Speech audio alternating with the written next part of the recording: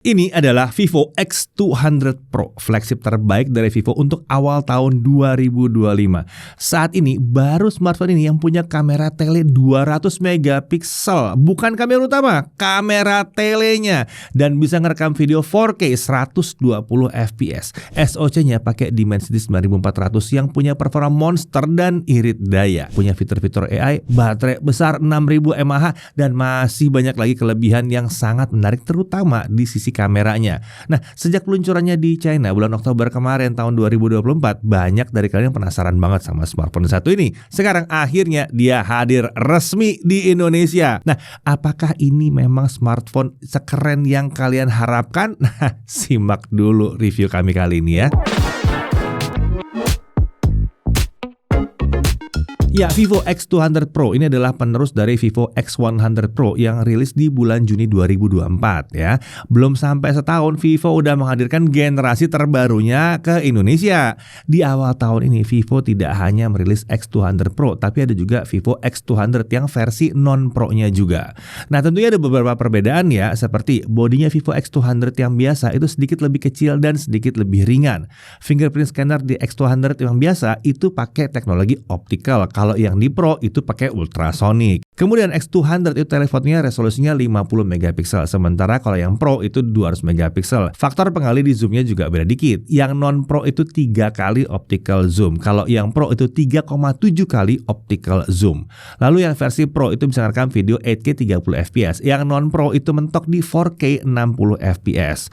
Lalu versi non Pro itu juga belum support wireless charging. Baterainya kalau yang Pro itu 6000 mAh, sementara yang non Pro di 5800 mAh. Lalu port USB-C-nya yang versi Pro itu pakai USB 3.2, sedangkan yang non Pro itu pakai USB 2.0 alias USB 2. Jadi untuk kecepatan transfer jelas yang versi Pro itu lebih kencang. Ditambah lagi yang versi Pro juga ada support display output, sementara yang non Pro itu belum. Nah, untuk X200 Pro itu juga punya chip tambahan yang disebut Vivo V3 Plus chip. Ini chip untuk membantu ISP utama dalam pemrosesan gambar. Paling itu aja sih menurut kami yang terasa beda banget. Sisanya itu bisa dibilang itu mirip banget. Prosesor juga sama ya, sama-sama Dimensity 9400. Kalau kalian mau lebih hemat dan beli yang non Pro, pastikan aja perbedaan-perbedaan yang tadi itu penting atau tidak untuk kalian. Oh ya, dan untuk Indonesia storage-nya juga beda. Yang non Pro itu 256, yang Pro itu 512. Tapi untuk video kali ini kita akan fokus ke X200 yang versi Pro. Ini adalah versi terbaik yang bisa kita dapatkan secara resmi di Indonesia. Oke, kita lihat dari paket penjualannya dulu ya. Tentunya ada unit dengan screen protector yang sudah terpasang. Ada casing di sini, ada kabel USB-C, dan di sini tentunya ada chargernya, ada charger 90 watt flash charge di sini. Kemudian ada SIM ejector dan ada paket dokumen ya. Jadi untuk flagship ini termasuk lengkap isinya. Untuk desain dari sisi belakang Vivo masih menggunakan desain yang tidak terlalu jauh berbeda ketimbang pendahulunya. Dia pakai desain dengan modul kamera besar di atas seperti ini ya. Ada perbedaan minor dibandingkan pendahulunya itu di bagian ring kameranya yang sekarang ini jadi simetris.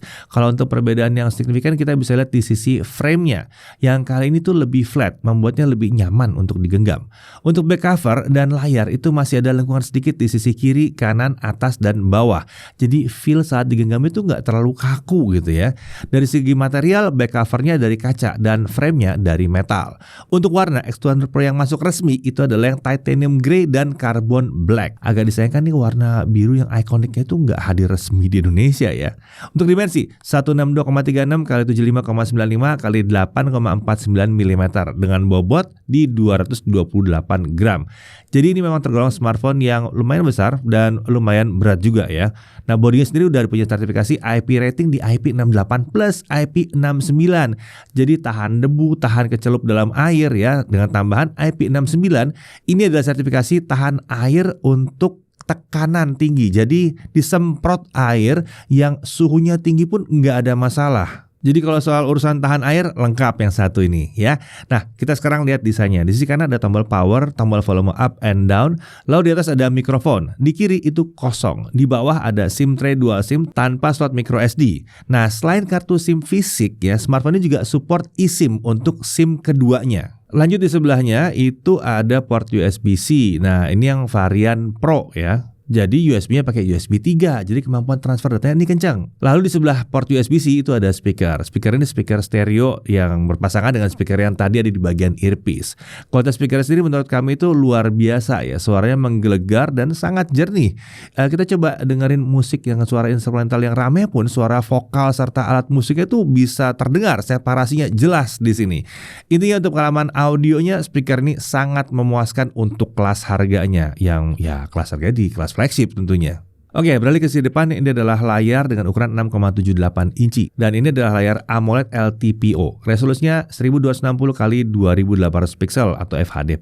Refresh rate-nya 120 Hz dengan kemampuan adaptif dari 1 sampai 120 Hz. Untuk touch sampling rate-nya belum ada angka pastinya berapa Hz ya, tapi dari pengalaman kami sama sekali tidak ada masalah dari segi responsivitasnya. Lancar aja nih ya, mau dipakai tap-tap atau nge-swipe itu responsif terus. Vivo mengklaim kalau brightness-nya yang satu ini itu bisa mencapai 4500 nits. Nah, kalau kita uji brightness di dalam ruangan dengan setting manual kita dapatkan sekitar 600-an nits. Sementara untuk simulasi outdoor kita bisa dapat sekitar 1400 nits. Nah, klaim di atas 4000 nits itu sepertinya lebih untuk skenario khusus untuk konten HDR dan satu kotak kecil putih aja. Biasanya seperti itu. Untuk skenario umum sih nggak nyampe 4000 juga ya. Nah, meski demikian di atas 1000 itu sudah terang banget. Jadi mau tengah siang bolong di bawah matahari itu nggak ada masalah sih harusnya. Nah, kalau bicara soal warna layar, ada beberapa mode warna yang disediakan oleh Vivo ya. Ada mode standar, bright, dan profesional. Color gamut di mode standar itu lebih diarahkan ke 100% DCI P3, baik untuk gamut coverage maupun volumenya. Nah, untuk mode bright itu diarahkan ke 100% DCI P3 untuk gamut coveragenya, tapi untuk gamut volume itu lebih tinggi sedikit di 120% DCI P3. Nah, sementara itu untuk mode profesional ini diarahkan ke 100% sRGB. Jadi ini lebih pas kalau mau dipakai buat ngedit-ngedit konten. Bahkan layar ini juga sebenarnya udah punya sertifikasi dari Zeiss Master Color Display, yang artinya akurasi warnanya udah lolos uji dengan standar yang diterapkan oleh Zeiss. Kemudian karena ini AMOLED, yang namanya Always On Display juga tersedia. Bisa kita atur untuk menyala sementara, dijadwalkan selalu menyala. Kemudian ada satu mode lagi di mana dia jadi sensitif banget ya. Jadi kalau kesenggol dikit aja langsung nyala itu AOD-nya. Di mode ini AOD-nya hanya menyala sekitar 5 detik. Cukup sentuh sedikit aja bodi HP-nya sampai bergerak dikit aja dia, langsung AOD-nya nyala. Nah, di layar ini juga ada in-display fingerprint scanner. Teknologi itu pakai yang ultrasonic ya. Nah, fingerprint scanner ini luar biasa kencang dan juga akurat. Jempol lagi basah dikit juga nggak masalah tuh, masih berfungsi dia. Lanjut kita ke atas layarnya. Di sini ada earpiece untuk nelpon dan ada kamera selfie 32 megapiksel fixed focus. Sayangnya belum autofocus di sini, tapi rekaman videonya nyampe di 4K 60 fps. Nah, beralih ke sisi belakang. Di sini ada modul triple kamera dan satu LED flash. Untuk kameranya itu terdiri dari kamera utama yang Vivo sebut sebagai Zeiss True Color Main Camera. Ini adalah kamera 50 megapiksel. Sensornya ini adalah sensor Vivo X Sony Lithia 818. Jadi untuk satu ini memang ada kerjasama khusus antara Vivo dan Sony. Bukan cuma sekedar beli sensor dari Sony doang. Ini ada kerjasamanya. Bukannya f1.57, focal length-nya itu ekuivalen dengan 23 mm. Dan ini adalah tentunya kamera autofocus ya. Optical image stabilizer ada di sini. Untuk rekaman video sampai 8K 30 fps dan tentunya 4K 60 juga udah bisa. Kalau kalian mau nanya video 8K-nya mana, udah kita tayangin video 8K-nya ya. Nah, untuk slow motion itu tersedia hingga 4K 120 fps. Untuk yang suka video bokeh, di sini juga ada fitur 4K HDR Cinematics Portrait Video. Wow, video 4K dipadukan dengan bokeh digital dan ada juga dynamic range-nya yang luas di sini. Nanti kita lihat di pengujian seperti apa hasilnya ya. Kemudian di sini ada kamera ultra wide angle 50 megapiksel, sensornya ISOCELL JN1 di sini. Ukuran sensor 1/2,76 inci, bukannya f2.0 dan ini lagi-lagi adalah kamera autofocus. Perekaman video juga nyampe 4K 60 fps. Lalu ada kamera telefoto 3,7 kali yang Vivo sebut sebagai 200 megapiksel Zeiss Apo Telephoto Camera. Ya, ini pakai sensor 200 megapiksel. Sensornya ISOCELL HP9. Ukuran sensornya 1/1,4 inci. Ini gede banget sih ya. Bukannya adalah f2.67, ekuivalen dengan 85 mm. Ini tentunya dilengkapi dengan optical image stabilizer. Dan dia punya jarak fokus yang super dekat, jadi bisa dipakai untuk foto dan video makro juga bisa di sini. Perekaman videonya bisa mencapai 4K 60 fps dan untuk slow motion dia juga bisa di 4K 120 fps. Ini fitur yang cukup langka ada di kamera tele. Tentunya kerjasama Vivo dengan Zeiss tetap diteruskan di sini dengan hadirnya Zeiss T-Star Coating untuk modul kameranya yang ini. Jadi flare yang biasa muncul seperti titik-titik itu minim banget di sini. Lanjut untuk spesifikasi internalnya, SoC pakai MediaTek Dimensity 9400. Detail SoC-nya udah ada di video sebelumnya ya, udah pernah dibahas. Lalu untuk RAM ini pakai RAM 16GB LPDDR5X. Untuk storage setengah terabyte alias 512GB UFS 4.0. Selain SoC MediaTek, Vivo juga memasang chip ISP tambahan yaitu Vivo V3 Plus chip ya. Jadi chip ini akan bekerjasama dengan SoC utamanya dalam pemrosesan gambar dari kamera smartphone ini. Kalau kata Vivo, fitur 4K HDR Cinematic Portraits adalah contoh hasil kolaborasi chip ini dengan Dimensity 9400. Lanjut untuk baterai. Smartphone ini menggunakan baterai 6000 mAh. Hebatnya, meskipun kapasitasnya naik 600 mAh ketimbang pendahulunya, tapi ketebalan bodinya bisa sedikit lebih tipis. Sebelumnya itu 8,9 mm, yang ini 8,5 mm.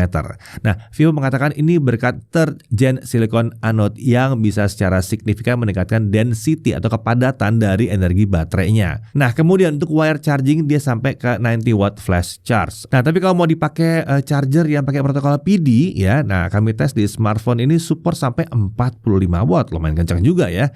Lalu untuk wireless charging dia support 30 watt wireless flash charge.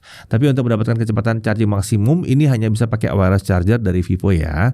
Nah, kalau untuk charger wireless yang umum saat ini kami baru ada yang 15 watt dan saat kami uji ya memang jalan di 15 watt. Nah, untuk bypass charging itu sayangnya belum bisa di sini. Untuk OS dipakai Vantage OS 15 dengan basis Android 15. Nah, terkait Android update kali ini Vivo sudah memberikan janji 4 kali Android update dan 5 tahun security update. Nah, di Vantage OS kali ini Vivo menghadirkan beberapa fitur AI. Di sini terdapat beberapa fitur AI yang terbagi jadi 2 kategori ya, yaitu Smart Imaging dan Smart Productivity. Untuk Smart Imaging ada Live Cutout. Fitur ini memungkinkan kita untuk melakukan seleksi terhadap suatu objek dalam satu foto secara otomatis. Kemudian kita bisa menyalin objek tersebut atau menyimpannya sebagai foto terpisah. Ini akan cocok sekali untuk bikin stiker atau mau bikin thumbnail misalnya. Bisa banget ya. Lalu ada AI Erase 2.0. Fitur ini memungkinkan kita menghapus objek yang tidak diinginkan di sebuah foto. Kemudian AI di sini akan menambal area yang tadi dihapus dengan gambar yang sesuai dengan area sekelilingnya. Tentunya pakai AI ya. Lalu ada AI Photo Enhance. Fitur ini bisa diakses melalui menu editor di aplikasi galeri bawaan. Dan dikatakan ini bisa membuat gambar yang buram jadi lebih tajam dengan bantuan AI. Lalu ada shadow removal. Fitur ini akan aktif ketika kita memotret sebuah dokumen. Nantinya bayangan yang tertangkap di dokumen itu bisa dihilangkan secara otomatis. Jadi hasil foto dari dokumennya bersih dari bayangan HP atau tangan kita. Lalu ada album memories. Lewat fitur ini kita bisa membuat sebuah video pendek yang isinya rangkuman foto atau video yang kita pilih. AI di sini bakal memilih audio, transisi dan juga teks-teks yang akan dimunculkan dalam video pendek ini secara otomatis. Oke, kemudian kita pindah ke Smart Productivity. Di sini ada AI Note Assist. Ini tersedia dalam aplikasi Notes bawaan. Fitur ini bisa membantu kita mendapatkan ringkasan dari catatan yang kita buat di Notes atau juga bisa memperbaiki format penulisan catatan. Selain itu kita juga bisa menerjemahkan catatan yang kita buat ke bahasa yang lain. Lalu ada AI Transcript Assist. Lewat fitur ini kita bisa langsung mendapatkan transkrip dari rekaman suara yang kita ambil. Menariknya, ini sudah bisa pakai bahasa Indonesia. Kemudian ada AI Global Translation. Fitur ini memanfaatkan Google Lens dan bisa kita akses dari Smart Sidebar. Seperti ini ya caranya. Ini bisa kita pakai untuk menerjemahkan teks apapun yang ada di layar ke bahasa yang kita inginkan. Kemudian ada Vivo Live Call Translation. Fitur ini memungkinkan kita mendapatkan terjemahan percakapan secara langsung selama panggilan telepon berjalan. Fitur ini bakal sangat berguna kalau kita lagi teleponan dengan seseorang yang bicaranya menggunakan bahasa yang berbeda tentunya. Nah, kemudian ada dukungan untuk Circle to Search dan dukungan untuk Gemini atau Gemini juga ada di sini. Untuk Circle to Search kita pakai tombol yang satu ini pencetnya ya, seperti biasa, dengan HP lain juga seperti itu. Nah, kemudian untuk Gemini atau Gemini kita bisa pakai shortcut dengan cara menahan tombol power. Nah, nanti muncul tuh si Gemininya. Oke, ini contohnya lagi di Jepang. Terus kita lihat, wah kuenya enak banget nih. Apaan nih kuenya ya? Oke, langsung aja Circle to Search, cepret. Wah, yellow white. Nah, dan ternyata ini adalah ini Castella Taiwan. Bingung ini apa? Oke. Aja. Set. Nah, tuh, kebaca kan? Beres. Jadi fitur-fitur AI-nya cukup banyak dan berguna ya. Jangan buru-buru bilang AI itu gimmick. Ketika tiba saatnya fitur ini dibutuhkan, fitur-fitur seperti akan jadi berguna sekali sebetulnya ya. Nah, untuk sensornya tentunya aman di sini ya. Semuanya sensor esensial tuh ada di sini. Gyronya juga tentunya udah hardware lengkap lah. Namanya juga kelas flagship. Nah, untuk fitur keamanan dia pakai ultrasonic in-display fingerprint scanner dan ada face unlock juga. Dan untuk security tambahan, Vivo juga masang security chip khusus di dalamnya untuk pengamanan data seperti untuk password lock screen dan informasi biometrik. Kemudian untuk konektivitas tentunya 2G, 3G, 4G, 5G bisa semuanya. Lalu dia punya eSIM untuk SIM kedua. Wi-Fi-nya bisa Wi-Fi 7 walaupun Indonesia jalannya Wi-Fi 6 ya. Karena Indonesia ya nggak punya Wi-Fi 7 ya untuk sekarang. Lalu untuk Wi-Fi sharing tentunya bisa. Bluetooth-nya versi 5.4. Nah untuk kodek Bluetooth ini lengkap ya. Lihat di daftar ini aja. Lengkap ya. Lalu USB OTG tentunya bisa, NFC multifunction juga ada. Untuk display output tentunya bisa ya, satu ini ya. Bisa kita hubungkan ke monitor, TV, bahkan proyektor pakai kabel. Jadi nggak ada nge-lag ya kan. Kalau wireless bisa nge-lag. Lanjut aja langsung ke pengujian performa. Yuk, kita masuk ke benchmark. Nah, karena tidak ada opsi profil performanya di menu settings, jadi untuk benchmark kali ini kita tes apa adanya aja. Untuk Antutu 10 kita dapat di kisaran 2,6 jutaan. Untuk Geekbench 6 single core di 2695, multicore di 8117. Lalu GFX Bench Car Chase Offscreen 1080p 165 fps. 3D Mark Slingshot Extreme Unlimited Graphics Card di 35.932. 3D Mark Solar Bay ini yang ray tracing itu dia dapat 43 fps. Sekarang kita coba lihat stress testnya ya. Kita pakai 3D Mark Wildlife Stress Test. Bisa dilihat di sini bahwa performanya emang monster. Kalau tanpa kipas kita lihat ya, stability-nya ada di kisaran 40%-an ya, kurang gitu oke. Sementara kalau kita pakaikan kipas kita bisa lihat bahwa stability-nya naik lumayan jauh di 95%. Ya memang terlihat ya kalau performa yang satu ini memang monster sih. Menyenangkan sih kalau di kelas flagship isinya nggak melulu Snapdragon mulu ya. Good job lah Vivo. Dan good job untuk MediaTek bisa menghadirkan SoC sekencang ini. Oke lanjut untuk gaming. Sebelum kita mulai pastikan dulu fitur boost mode-nya udah aktif. Ini berguna supaya performanya bisa maksimal. Kita mulai dulu dari Mobile Legends. Settingan terbuka udah maksimal di sini. Setting grafisnya bisa dibuka di ultra dengan frame rate di ultra juga, yang artinya bisa jalan di 120 fps. Untuk SoC sekencang ini 120 fps masih keentengan.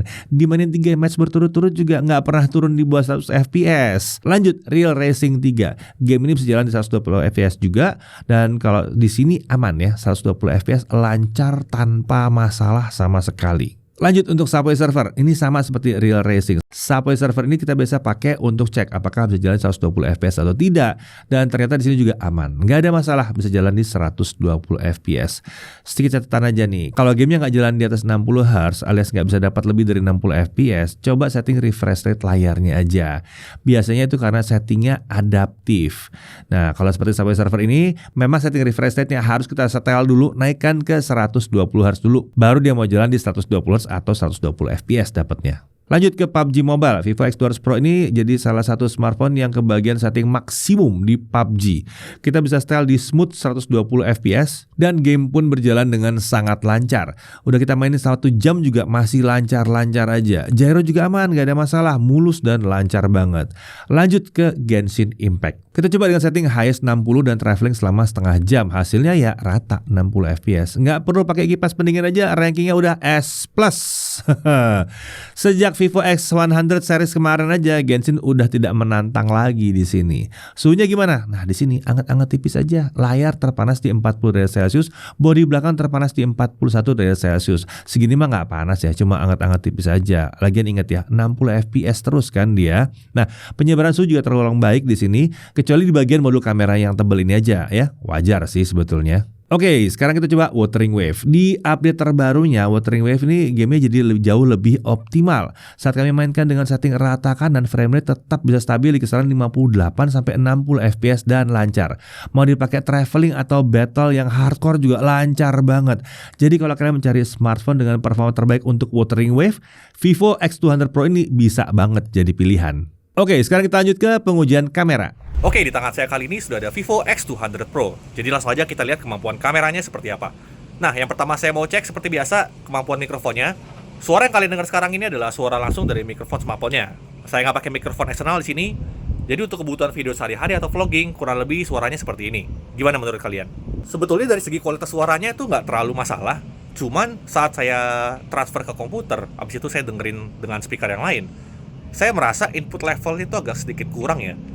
Jadi kalau di editing tuh mesti dinaikkan dikit volume suaranya, karena by default sepertinya input levelnya agak rendah, jadi suaranya itu terdengar pelan. Nah, sedikit catatan mengenai mikrofon, saat kita pakai kamera utama lalu ngezoom pakai kamera telenya, itu suara kita itu akan mengecil. Audio zoomnya tuh by default nyala, tapi sayangnya fitur ini nggak ada tombol on off-nya. Nah, biar lebih jelasnya, coba kalian lihat video ini deh. Nah, ini adalah contoh video dari kamera utamanya. Seperti teman-teman dengar, suara saya masih jelas ya. Ini saya coba zoom dikit-dikit, ini ke 2 kali, 3,7 kali, ini 10 kali. Lalu coba saya zoom sampai 20 kali. Teman-teman bisa dengar bedanya nggak? Ketika lagi ngezoom, suara saya jadi pelan. Oke, kita lanjut bahas untuk kamera depan atau selfie-nya. Kamera selfie-nya sebagian besar masih tergolong mirip dengan pendahulunya, si X100 Pro. Detailnya tinggi, warna juga saya nggak ada komplain. Perekaman video pun bisa sampai 4K 60 fps. Untuk stabilizer, sudah kami tes di semua resolusi dan frame rate yang tersedia. Dan hasilnya jalan semua ya, aman. Harus dong, namanya juga flagship, standarnya sudah harus seperti ini. Ada 2 hal aja yang agak saya sayangkan, yaitu kamera selfie-nya ini tidak autofocus. Jadi kalau kita mau nunjukin bedak ke dekat kamera begini, itu jadi kurang jelas gambarnya karena dia nggak fokus. Padahal Vivo V series yang lebih terjangkau itu bisa loh. Tapi melihat pola dari X100 series tahun lalu, selfie autofocus sepertinya disimpan untuk varian Ultra. Kemudian soal dynamic range, sebetulnya by default sudah cukup bagus, tapi menurut saya belum maksimal. Ini belum video selfie kelas flagship yang saya harapkan. Di sini ada fitur Dolby Vision HDR yang support hingga 4K 60 fps. Tapi saat saya coba, ternyata perbedaannya tidak terlalu signifikan. Ada hal yang perlu diperhatikan juga di mana fitur ini ada syarat dan ketentuannya. Seperti hasil videonya hanya bisa diputar dengan optimal di device yang support aja. Misalnya, kita playback dari PC Windows, video playernya juga harus mendukung. Agak kurang praktis sih sebetulnya. Personally, saya lebih milih fitur ini dimatikan aja untuk video sehari-hari. Oke, lanjut ke kamera utamanya. Hal pertama yang saya coba adalah stabilizernya. Di resolusi 8K atau 8K 30 fps, videonya tuh bisa stabil. Ini keren nih. Kalau kalian mau lihat langsung video 8K 30 fps yang mentahan, Mas Dedi sudah pernah bikin videonya ya beberapa waktu yang lalu. Itu dia bikin vlog pas lagi di Jepang. Untuk 4K 60 fps juga aman, kestabilan video kameranya juga sudah sangat baik. Jika butuh kestabilan ekstra, ada fitur Ultra Stabilization dengan resolusi maksimum di 2,8K 60 fps. Tapi bagi saya pribadi sih, stabilization standarnya aja udah oke banget sih, dan saya nggak terlalu melihat perbedaan yang signifikan. Untuk resolusi 4K 120 fps, EIS-nya belum jalan dan itu wajar banget ya. Paling tidak ada optical image stabilization di sini, jadi videonya masih tergolong stabil. Kalau ngomongin detail, ini udah sangat mantep ya. Dynamic range-nya juga sudah luar biasa. Kualitas video dari kamera utamanya ini tergolong sudah sangat baik. Sangat bisa bersaing dengan flagship-flagship masa kini. Sekarang kita lanjut ke kamera ultrawide. Stabilizernya bagus dan tetap bisa stabil meski di 4K 60 fps. Menariknya, kamera ultrawide-nya ini autofocus ya. Jadi bisa ambil wide angle makro juga. Dari segi detail juga sudah mantap. Kualitas kamera ultrawide-nya tidak terlalu jomplang saat pindah dari kamera utamanya. Dari segi dynamic range, udah lumayan oke, walaupun kalau saya lihat sih belum sehebat kamera utamanya ya. Di kamera ultrawide-nya ini saya melihat masih ada beberapa bagian yang overexpose. Lanjut ke kamera telefotonya, detailnya luar biasa ya, dan tentunya kemampuan yang paling saya suka adalah jarak fokusnya yang dekat sekali. Nah, karena jarak fokusnya dekat banget, telemakro video juga memungkinkan di sini dan hasilnya luar biasa. X100 Pro kemarin aja udah luar biasa, ini lebih dahsyat lagi. Dari segi pengalaman multikameranya juga sudah mantap, seperti yang kalian lihat. Pindah-pindah antar kamera terasa sangat mulus. Dan sudah bisa pindah kamera ketika merekam di 4K 60 fps. Ada sedikit keterbatasan kecil di mana saat merekam 4K 60 fps, kita tidak bisa pindah langsung ke kamera selfie atau kamera depannya. Kalau mau begitu, kita mesti rekamnya di bawah 4K 60, seperti 4K 30, 1080p60 itu bisa. Oke, sekarang kita lanjut ke kondisi low light. Kamera selfie-nya atau kamera depannya masih bisa mempertahankan detail dengan baik. Gambar juga masih bersih dari noise, tapi agak terlihat grainy aja terutama di area-area yang gelap. Jitter stabilizer masih ada, tapi di level yang minim. Overall masih cukup bisa diandalkan kamera selfie-nya untuk kondisi seperti ini. Kita pindah ke kamera utamanya. Bisa kita lihat hasilnya sangat luar biasa ya. Videonya masih terang dengan detail yang tinggi, serta masih bersih dari noise. Yang saya salut lagi, di 4K 60 fps, gambarnya tetap terang dan detail. Stabilizer juga sudah tergolong rapi. Nah, saya pribadi penasaran sih, bagaimana ya hasil video 4K 120 fps di low light seperti ini? Apakah bakal gelap parah? Ternyata tidak dong. Di low light seperti ini, hasil video 4K 120 fps-nya masih tergolong oke. Wadaw, ngeri banget ya kameranya ini. Sekarang kita cek kamera ultrawide-nya. Videonya masih cukup terang juga ya. Detailnya juga masih dapet. Biasanya di ultrawide smartphone lain sih gambarnya udah super gelap. Di sini masih oke. Tapi yang jelas, kemampuan low light videonya kita tidak bisa bandingkan dengan kamera utamanya ya. Kalau di kamera ultrawide ini sedikit lebih gelap dari kamera utamanya. Apalagi saat pakai mode 60 fps. Sangat wajar kalau videonya tidak seterang kamera utamanya. Nah, lanjut kita ke kamera telenya. Stabilizer video telefotonya memang belum bisa sebaik kamera utama dan ultrawide-nya. Ini wajar banget. Bukan hal yang perlu diprotes. Yang saya nggak sangka-sangka, di mode 60 fps sekalipun, ini masih bisa diandalkan loh. Tapi ada sedikit catatan, ini saya tes dengan setting auto FPS dimatikan ya, supaya frame rate-nya nggak tiba-tiba nggak drop sendiri. Sebelum kita lanjut ke foto, kita cek autofocusnya dulu ya. Sejauh saya pakai sih nggak ada masalah sama sekali soal autofocus, mau kamera manapun, mau di kondisi low light sekalipun, itu nggak ada masalah. Masalahnya cuma di kamera selfie-nya aja yang nggak autofocus. Oke, lanjut ke foto-foto. Fitur favorit saya untuk foto adalah Zeiss Style Portrait-nya. Di mode portrait-nya, kita juga disediakan berbagai macam focal length, dari 23 mm sampai 135 mm. Dan kita juga bisa pilih macam-macam bentuk bokehnya, ada banyak, tapi personal favorit saya ada di Biotar. Nah, meskipun jarak zoomnya terkesan turun dibandingkan Vivo X100 Pro, tapi kita bisa lihat kalau foto-foto dari X200 Pro ini jelas lebih detail ya. Kita bisa lihat dari foto zoom 10 kalinya ini. Udah terlihat jelas lah kalau yang Vivo X200 Pro lebih oke. Dengan kualitas kamera tele seperti ini, tentunya juga akan cocok untuk foto atau video konser.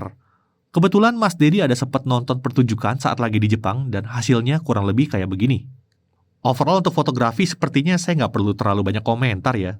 Biar hasil fotonya aja deh yang berbicara.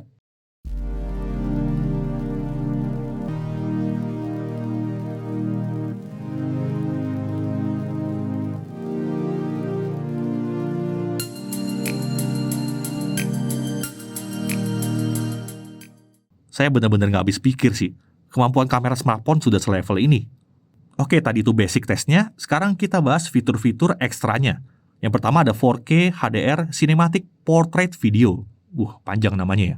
Nah, kalau bokeh video di resolusi 4K mungkin sudah bukan hal baru lagi. Sejak Vivo X100 Pro kemarin juga sudah bisa. Tapi yang meningkat di sini adalah kualitas gambarnya, terutama di pencahayaan yang sulit. Selain bokehnya yang rapi, sekarang dynamic range-nya bisa luas. Kita bisa pakai kamera utamanya atau kita bisa juga pakai kamera telenya. Keduanya sama-sama bisa 4K. Personal favorit saya ada di kamera telefotonya.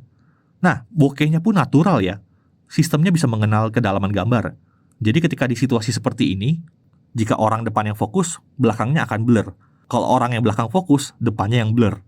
Masalah yang sering terjadi di portrait video adalah kalau di situasi seperti ini, kedua orangnya akan fokus, dan bokeh di lensa beneran kan nggak begitu ya. Intinya, jika kalian mengincar bokeh video di smartphone, untuk saat ini, bisa saya bilang Vivo X200 Pro adalah yang paling bagus.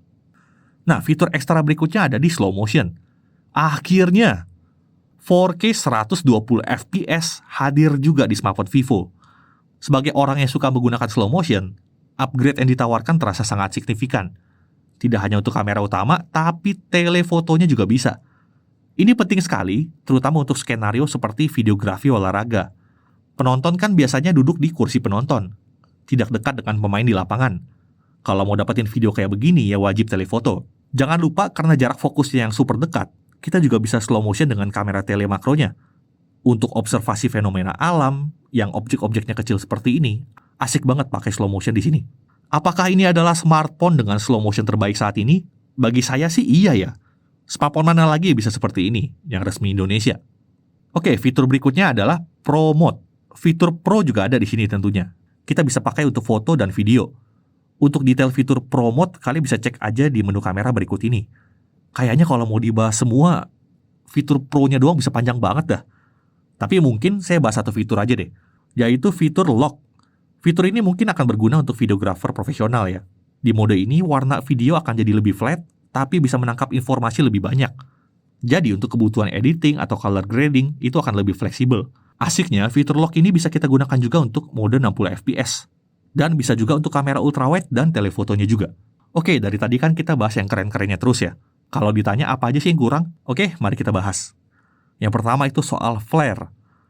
Yes, kami harus bilang kami juga mengalami isu flare spesifik di kamera utamanya. Untuk flare yang bentuknya titik-titik, itu sih sangat minim di sini. Tapi di angle-angle tertentu, bisa ada flare yang bentuknya garis melengkung seperti ini. Sudah bisa dipastikan ini adalah isu hardware, bukan software. Vivo pusat di China sudah mengetahui masalah ini tidak lama setelah banyak laporan user dan reviewer di sana. Info yang saya dapat, pabrik di Indonesia sudah ditugaskan untuk mengatasi masalah ini sebelum sampai ke tangan konsumen yang lebih luas. Unit yang saya pakai juga dikirim oleh Vivo Indonesia sih, tapi sepertinya belum final product. Tapi menurut kami, isu flare ini tetap perlu kita bahas. Apakah ada solusinya? Untuk saat ini kita bisa menggunakan cara menutup arah sumber cahaya pakai tangan seperti ini. Kelihatan kan ya bedanya? Ketika saya dalam tanda kutip payungin lensanya seperti ini, itu flare-nya bisa hilang. Dan harapan saya sih, baru harapan ya, penggunaan case third party yang model seperti ini bisa mengurangi efek dari flare ini. Semoga. Dan catatan pentingnya lagi, ini saya alami spesifik di kamera utamanya aja. Dan di angle tertentu aja. Untuk kamera ultrawide dan telefotonya itu aman. Jadi dengan sedikit usaha untuk ganti angle, atau mungkin pindah kamera, flare ini juga bisa dihindari. Kemudian, hal yang masih kurang berikutnya adalah selfie-nya nggak bisa autofocus, lalu dynamic range video selfie-nya belum maksimal, kemudian entah kenapa pindah-pindah kamera saat merekam di 4K 60, itu belum bisa pindah ke kamera selfie-nya. Lalu seperti yang saya bahas di awal tadi, belum ada opsi untuk mematikan fitur audio zoom-nya. Overall, selama isu flare ini bisa di-fix, saya tetap tidak ragu untuk mengatakan kalau hasil foto dan videonya itu luar biasa. Apakah ini smartphone dengan kamera terbaik saat ini? Bisa saya bilang iya. Saat video ini dibuat, belum ada lawannya. Mari kita lihat kompetisinya akan seperti apa ke depannya. Akan seru sih kalau ada yang bisa melawan yang satu ini. Apakah sempurna? Ya enggak dong. Tidak ada produk yang sempurna. Saya sudah jelaskan tadi ya, keterbatasannya di mana aja. Lalu apakah pengguna Vivo X100 Pro akan mendapatkan upgrade yang signifikan? Nah, sejujurnya ya, X100 Pro itu aja masih luar biasa sih. Kalau saya bilang sih pakai aja dulu sampai rusak. Untuk mayoritas pengguna, menurut saya tidak terlalu signifikan perbedaannya. Kecuali kalian butuh fitur-fitur spesifik yang tidak ada di X100 Pro. Misalnya, 4K 120 fps di kamera utama dan tele. Lalu, telefoto yang kualitasnya lebih tinggi dan jarak zoomnya mungkin kalian lebih cocok di 3,7 kali. Lalu ada juga fitur lock untuk kebutuhan videografi yang lebih profesional. Kalau memang kalian butuh itu, ya silakan aja upgrade ke X200 Pro. Overall saya berterima kasih sekali untuk Vivo Indonesia sudah memasukkan flagshipnya yang keren ini resmi hadir ke Indonesia. Sekian pengujian kameranya, kita lanjut lagi ke pembahasan berikutnya. Oke, sekarang mari kita langsung tes ketahanan baterainya ya dengan YouTube Local Video Playback seperti biasa. Jadi kita download dulu videonya dari YouTube, lalu kita playback secara offline 1080p non HDR dan baterai baru habis setelah 24 jam. Ini awet parah sini baterainya nih ya. Lalu untuk YouTube streaming selama 1 jam baterainya turun 4%. Kemudian untuk mainan TikTok selama setengah jam baterai turun di 3% saja. Genshin Impact 30 menit highest 60 fps baterainya turun 10%. Oke, sekarang kita masuk ke pengujian chargingnya. Kita lakukan 2 kali pengujian charging ya. Yang pertama kita coba dengan fitur fast chargingnya dimatikan dan kemudian kita coba lagi kita aktifkan. Karena secara default fitur ini tidak aktif. Nah, kalau fast chargingnya itu tidak aktif dari 0 sampai 50% butuh waktu 29 menit. Sementara dari 0 sampai 100% itu butuh waktu 1 jam 2 menit. Udah lumayan oke sih sebetulnya. Nah, kalau fast chargingnya on dari 0 sampai 50% butuh waktu 22 menit. Sementara dari 0 sampai 100% itu butuh waktu 51 menit saja. Jadi untuk baterai 6000 mAh sebetulnya tergolong cukup kencang sih ya. Walaupun memang ya bukan yang di bawah setengah jam. Lanjut untuk Netflix kita lihat sudah L1, AV1 bisa, HDR10 bisa. Untuk YouTube itu 4K 60 HDR itu bisa ya dan nggak ada masalah. Untuk haptic feedback ini kelas flagship ya, feel-nya empuk, presisi, dah nggak ada protes lah di sini ya. Nah untuk harganya Vivo X200 Pro ini akan dijual dengan varian 16GB RAM dan 512GB storage di harga 17.999.000. Sementara itu kalau kalian cari yang X200 yang versi biasa ya itu 12.256 dan harganya ada di 12.999.000. Ya saat video ini tayang mestinya sih udah ada link di deskripsi ya dan info detailnya. Cek aja langsung di situ. Kita sekarang masuk ke hal yang perlu diperhatikan. Pertama, bodi smartphone ini besar dan cukup berat, walaupun ya sebetulnya sepadan dengan teknologi yang ada di dalamnya. Lalu, di kelas flagship seperti ini sebetulnya fitur pada UI smartphone itu akan jadi sangat penting untuk dipertimbangkan. Jika kalian sebelumnya bukan pengguna Vivo, ada baiknya kalian pelajari dulu apakah fitur-fitur Vantage OS sudah memenuhi kebutuhan kalian atau belum. Vantage OS ini termasuk UI yang cukup sederhana ya sebetulnya. Mungkin ada fitur-fitur spesifik dari UI lain yang belum ada di sini, jadi perhatikan aja itu. Kemudian untuk kamera depan atau selfie, ini belum autofocus ya. Dan kemudian menurut kami Vivo masih butuh beberapa optimalisasi software seperti yang tadi dibahas oleh Chris. Nah contohnya seperti fitur audio zoom yang belum bisa dimatiin di sini. Semoga Vivo ada update soal yang satu ini. Terakhir itu isu flare. Flare sendiri bisa muncul dari berbagai bentuk, dalam berbagai bentuk nih ya. Untuk flare titik yang kecil itu dia aman sebetulnya, sangat minim di sini. Tapi di Vivo X200 Pro ini bisa muncul flare yang berbentuk seperti garis atau bias cahaya. Nah, perlu diingat ini hanya di angle tertentu saja, tidak di semua situasi. Semoga ada solusi dari Vivo terkait hal ini karena di versi sebelumnya itu aman dari flare yang tipe seperti ini. Oke, dari sisi yang kami suka, pertama yang jelas kameranya itu salah satu yang terbaik saat video ini dibuat. 4K 120fps di telefoto, Zeiss di start coating, Zeiss style portrait, Zeiss multifocal portrait. Lalu ada 4K HDR cinematic portrait video. Bisa dibilang smartphone ini punya bokeh video terbaik saat ini. Desainnya mewah. Dimensity 9400-nya punya performa yang luar biasa kencang dan stabil di sini. Suhu kerjanya tergolong adem, baterainya awet, chargingnya kenceng. Setting pada gamenya udah maksimal. Ada IP68 plus IP69, kecemplung kesemprot, nggak ada masalah ya. After salesnya juga punya reputasi yang sangat baik, ya nggak? Coba deh buat kalian yang punya pengalaman dengan after sales Vivo, tulis di kolom komentar ya, oke? Lalu yang terakhir, sudah ada AI-nya dan lumayan lengkap, bisa bahasa Indonesia pula ya. Nah, secara umum kelebihannya juga tentunya bisa dilihat di sini bahwa dia punya layar AMOLED 120Hz LTPO, wireless chargingnya udah ada juga, kualitas speaker juga luar biasa di sini, speakernya juga udah stereo, harus dong stereo, jangan mono. Infrared blaster ada di sini. Update OS lumayan panjang ya, 4+5. RAM dan storage udah lumayan besar juga untuk harga segini. UI-nya juga bersih dari iklan, harus dong bersih dari iklan di kelas harga segini. Konektivitasnya udah kekinian, USB 3, display out, support eSIM pula di sini. Oke, itu dia ya tadi review dari Vivo X200 Pro. Kami tahu ini belum terbahas semuanya sebetulnya. Flagship Vivo ini memang sangat menarik untuk dibahas. Tapi video ini dan mungkin video sebelumnya yang pakai 8K30 ya, seharusnya ini sudah bisa memberikan gambaran untuk kalian yang berencana membeli smartphone yang satu ini. Kalau nggak beli pun ya nggak apa-apa, jangan baper kalau belum bisa beli kan nggak apa-apa. Paling nggak kalian jadi bisa belajar teknologinya seperti apa sekarang ini. Jadi kalau kalian mencari smartphone flagship non-foldable yang resmi Indonesia dengan kamera terbaik di awal tahun 2025, Vivo X200 Pro ini bisa jadi pilihan yang sangat pas. Lalu, apakah pengguna Vivo X100 Pro kemarin itu wajib banget upgrade yang satu ini? Menurut kami sih belum wajib. Vivo X100 Pro itu masih terlalu luar biasa. Pakailah sampai jebol atau mau tunggu X300 Pro atau X400 Pro mungkin ya. Sekalian aja gitu.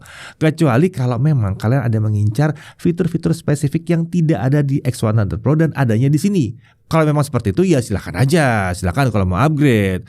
Akhir kata, good job untuk Vivo. Kami terkesan dengan flagship kalian yang satu ini. Saya Deddy Irfan, Jakarta TV.